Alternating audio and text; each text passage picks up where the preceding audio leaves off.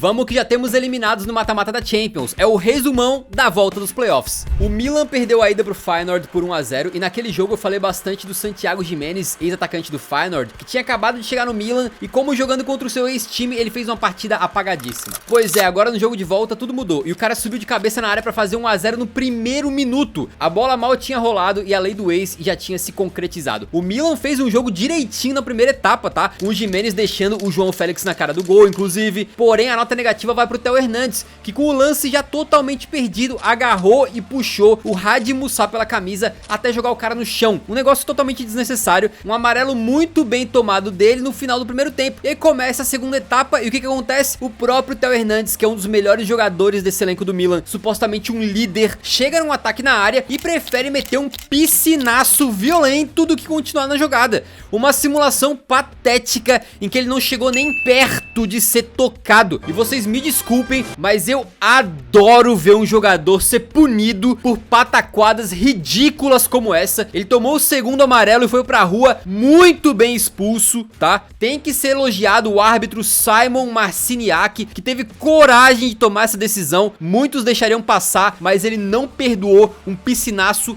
abominável. O Theo Hernandes foi expulso por 2 lances absolutamente infantis, estúpidos, indignos de um titular do Milan. O que o Maldini, que tanto brilhou na posição dele, deve estar pensando de tudo isso que aconteceu. E aí isso prejudicou o Milan, que viu o Feyenoord crescer e empatar o jogo aos 73 com um gol de quem? Carranza, centroavante que estava lá ocupando espaço que antes era justamente do Giménez no ataque do Feyenoord. Ele subiu de cabeça, guardou bonito e mesmo com 1 a menos, o Milan conseguiu pressionar, mas com João Félix e Rafael Leão pouquíssimo inspirados e rodeados de jogadores medianos, né, vamos combinar, dali nada saiu. O Feyenoord também teve uns 300 contra-ataques pra matar o jogo, não aproveitou e a partida acabou 1 a 1 mesmo. Tinha tudo, absolutamente tudo pro Milan virar a eliminatória e passar. Mas essa eliminação tu pode botar 100% e sem dúvida nenhuma na conta do Theo Hernandes. E o Feyenoord, com um técnico interino que tá há 1 semana no clube, elimina o gigantesco time de Milão. E o futebol holandês respira. O problema é que na próxima fase vem Inter ou Arsenal. Aí vai ser complicado, né?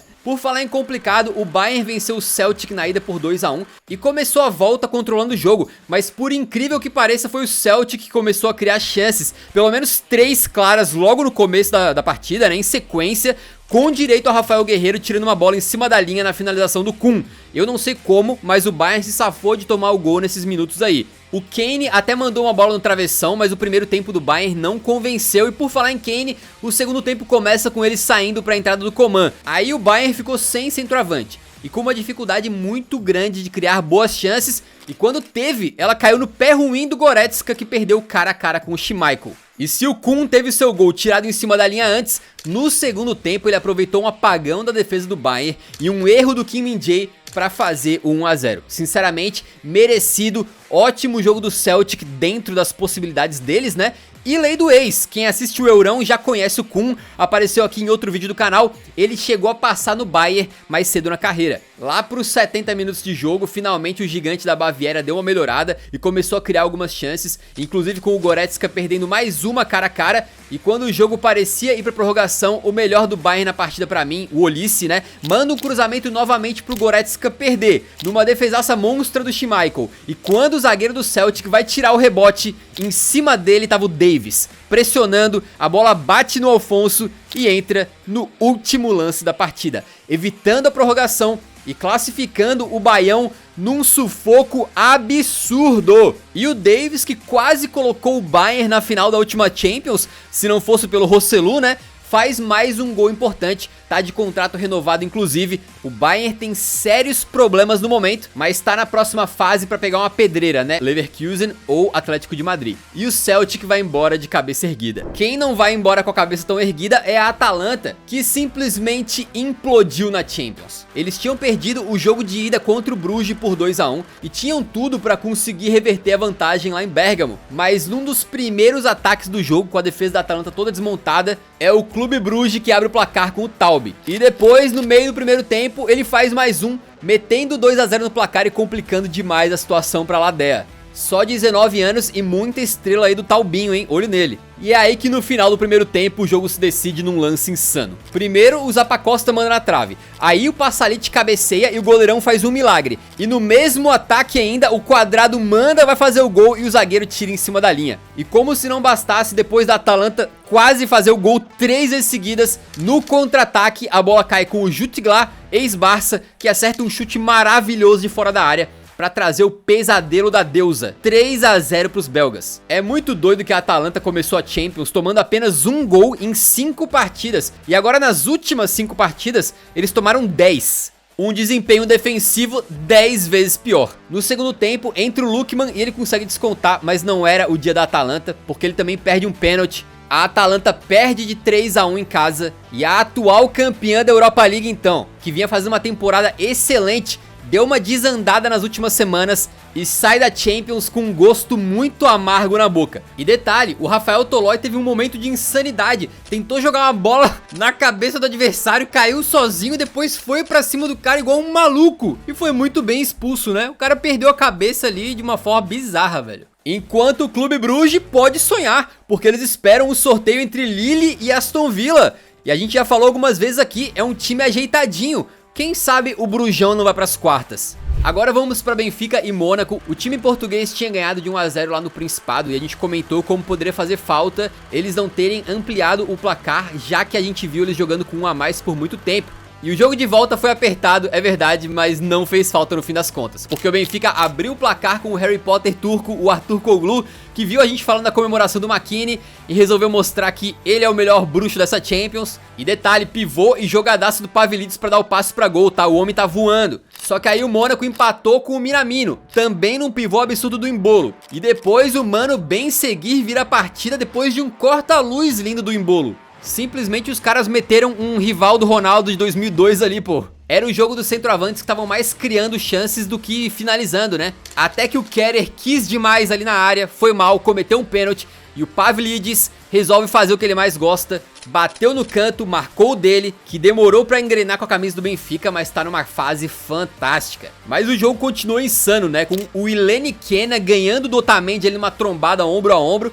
avançando e colocando o Mônaco na frente mais uma vez, no que foi um frango do goleiro Trubin, diga-se de passagem. Mas quando a partida poderia se encaminhar para prorrogação, a disputa egea ficou de novo do lado do time português, com o Benfica empatando, já aos 80 e poucos, com o turco Kokçu aproveitando o lançamento do Carreiras e classificando o Benfica. O Mônaco fez uma Champions até bastante interessante, mas vai pra casa e os caras devem odiar o Carreiras, se vocês lembram das tretas que a gente falou nos últimos jogos entre esses dois times, né? Enquanto os encarnados vão pras oitavas, sem saber ainda se enfrentam Liverpool ou Barcelona. Complicadíssima a missão de qualquer jeito. Na Alemanha, o Sporting tinha que reverter o 3 a 0 que tomou em casa do Dortmund na ida, e ainda sem o Gyökeres de fora machucado.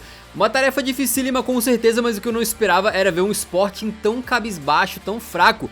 O time de Rui Borges não fez nada, absolutamente nada, pra merecer um golzinho sequer na partida, muito menos pra virar a eliminatória. Foi um 0 a 0 que acabou sendo um fim melancólico pros Leões na Champions, depois daquela goleada que eles deram pra cima do City lá na fase de liga, né? Aquele jogo que deixou os torcedores em polvorosa, mas pô, de lá pra cá tudo desandou. E no final das contas, o atual vice-campeão Dortmund foi melhor, o Guirassy perdeu um pênalti, o Reina meteu uma bola na trave, teve um gol impedido do Henry Can, e se fosse pra ter um vencedor, teria que ter sido o Borussia, que avança pra pegar Aston Villa ou Lille nas oitavas. Dá pra sonhar em continuar progredindo na Liga dos Campeões, hein? Por falar em progredindo, o time que progrediu com a maior tranquilidade foi um dos que mais passou aperto na fase de liga. O PSG pegava o Brest no Parque dos Príncipes num jogo bem protocolar depois do sacode de 3 a 0 fora de casa lá na ida, né? Só que o Paris não quis tirar o pé do acelerador, não. O Marquinhos tirou uma bola quase em cima da linha no começo e depois disso o PSG atacou o tempo todo, com o Brest todo exposto. O Paris abre o placar com o Barcola, numa bela jogadinha dele, que tá fazendo uma temporada excelente. E ainda no primeiro tempo ampliou a vantagem com um gol do Kvara. Na segunda etapa o Paris não teve dó, o Vitinha deixou dele de fora da área, o Doué fez aquele da maldade pra doer mesmo, né, numa jogada espetacular do Gonçalo Ramos. Nuno Mendes fez o quinto, o Gonçalo fez o sexto e o camarada Mayulu, de 18 anos, que vem ganhando minutos nessa temporada, fez o 7º para eliminar o coitado do Brest com requintes de crueldade. Eles tinham sido a surpresa na fase de liga, mas aqui a única surpresa é que essa eliminatória foi decidida no detalhe, né? Só 10-0 no agregado. E ó, vou te falar que esse PSG empolgou. No último mês e pouco aí o time tá jogando direitinho, tá entrosando. A fase é espetacular, porém nas oitavas pega Liverpool ou Barcelona, então vem pedrada. E assim, Paris e Barça já meio que virou um clássico na Champions League, né?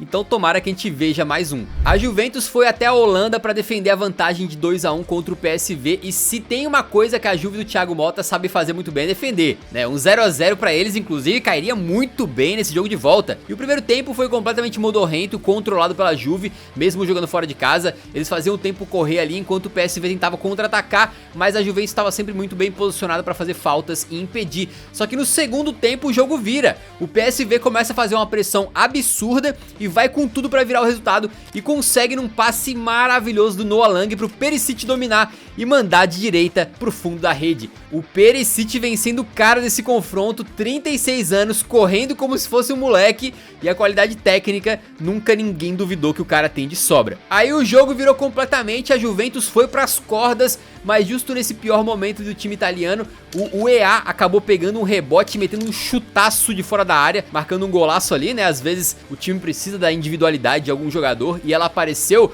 só que aí é complicado porque a Juve volta a se fechar e o Perisic novamente mais uma vez aparece. Ele manda na área, o De Jong domina, parece que vai fazer o gol, mas ela acaba sobrando ali com o Saibari, que entra ali pra meter o 2-1, devolver o resultado da ida e fazer o primeiro jogo do mata-mata dessa Champions, que foi pra prorrogação. Tinha que ser envolvendo a Juve, né? Cá entre nós. Na prorroga, mais uma vez, a Juve se fecha, o PSV vai pra cima e quando o Bakayoko faz uma boa jogada na ponta direita e cruza pra dentro da área, eu não sei o que rolou com o Di Gregório, goleiro da Juve, que deu um rebote esquisitíssimo pro nosso querido Flamengo chegar e fazer o terceiro do PSV. E só sobre o Bakayoko rapidinho, já faz tempo que ele vem jogando bem pelo PSV, 21 anos, em breve tá saindo por muita grana. A Juve foi covarde, o PSV aproveitou e se classificou, comemorando um absurdo no apito final, depois de eliminar uma gigante aí do futebol europeu. Agora o PSV pega Inter ou Arsenal, então vem pedreira. E o Thiago Motta na Juve, cara, eu vou te falar, parecia um projeto a longo prazo, mas eu não sei o quanto mais que vai durar não, hein. E chegando no grande jogo da rodada, o City tinha que vencer o Real Madrid lá no Bernabéu. Ia ser muito complicado, porque pelo que jogou na ida, o meu prognóstico era que eles iam tomar mais uns 3 ou 4 jogando na Espanha. E além disso, o Haaland ficou de fora dessa partida lesionado. O Guardiola fez uma espécie de 4-4-2 com Marmouche e Savinho no ataque, e essa tentativa não funcionou nada. Com 4 minutos, não foi necessário nada mais do que uma simples bola longa pro Mbappé ganhar do Rúben Dias, que foi muito mal no lance, e encobriu o Ederson, que também ficou perdido no pagodão ali.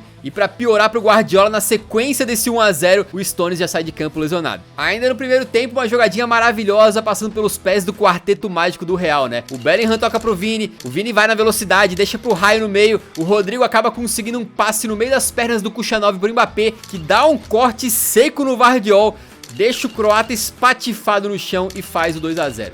Um golaço de um jogador que recuperou o seu melhor nível e deixou aquela má fase do começo da temporada pra trás. O Mbappé está novamente jogando no seu melhor e agora segura. No segundo tempo, o Real Madrid continua amassando, o City completamente derrotado ao ponto do Nico Gonzalez tentar parar o Vini arrancando o calção do cara, pô.